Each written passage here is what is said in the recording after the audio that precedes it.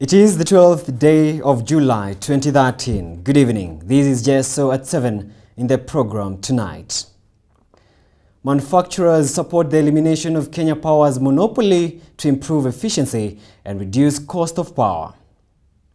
A man formerly accused of being a hacker now becomes Director of Communications at State House. 3 foreigners from France and Belgium are among 5 terrorism suspects arraigned in a Malindi court. And Sportcash, or what you'd call mobile banking for SACCOs. Welcome to the program. My name is Sam Gakunyi. Manufacturers in the country have backed the push by the National Assembly to end the monopoly status currently enjoyed by the Kenya Power Company. Manufacturers consume about 65% of the total power generated and account for 75% of total power costs.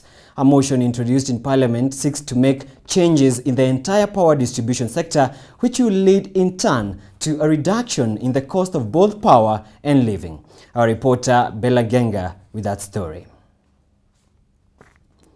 Moving on, Dennis Itumbi, the man accused of hacking into the ICC website last year, has now been appointed as Director of Digital Media in the President's new communications team. Stephen Leto with that story. In statements made today, President Uhuru Kenyatta conceded that there is no end in sight for the teacher strike. This, he said, was owed to the teachers' refusal to respond to reason. The president called upon the Kenya National Union of Teachers to adhere to the rule of law and return to the negotiating table. The Kenyatta also passionately defended the primary school laptop project, explaining that it was conceived in the best interest of Kenyan children and the country as a whole. He insisted that the donor-funded project will be implemented despite opposition to it. Lodrick Mayabi reports. Moving on, editors from various media houses were today treated to a rare breakfast meeting at State House hosted by the President. The President assured the media fraternity at large that his government is committed to press freedom. As Melin Miendo reports, the assurance comes at a time when media practitioners have been raising concerns on the Draft Media Council Bill of 2013. An immigration officer, Edwin Njau Kabiyu, has been charged with allowing a Nigerian national illegal entry into the country. Kabiyu will be remanded in custody for 3 days at the Kileleshwa police station. It transpires that the illegal immigrant is linked to another Nigerian who hit the headlines recently. Our reporter Rodo Odhiambo with that story.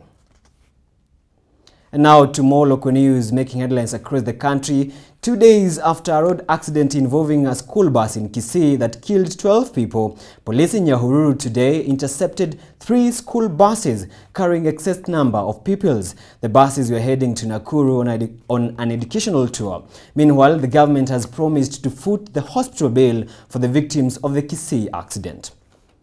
Elsewhere, 3 suspected terrorists from France and Belgium, together with 2 Kenyans, were arraigned before a Malindi court today. The 2 Kenyans pleaded guilty to charges of illegally harboring the men. The 3 foreigners are said to be wanted in Belgium for terrorism-related charges and are unlawfully present in Kenya.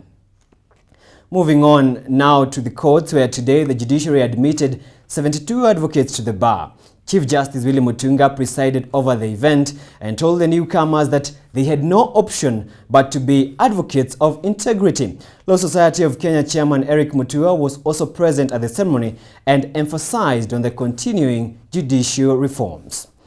To health matters now, and a chronic shortage of nurses threatens to undermine the free maternity program at Garissa Provincial General Hospital. Nurses are reported to be moving back to their home counties in fear that the onset of devolution will cost them their jobs. The hospital's administrator says of the 70 remaining nurses, 40 already have relocation letters to their homes. And finally, the winners of these annual Journalism Excellence Awards were today hosted for a feedback forum by the Media Council. At the event, officials from the council encouraged the journalists to pursue excellence in their practice. The reporters were further challenged to take the time, risk and effort to demystify the questions they address within their stories. And that's all we had for you tonight. Many thanks for joining us. I'm Sam Gakunyi. Enjoy the rest of your viewing. Thank you.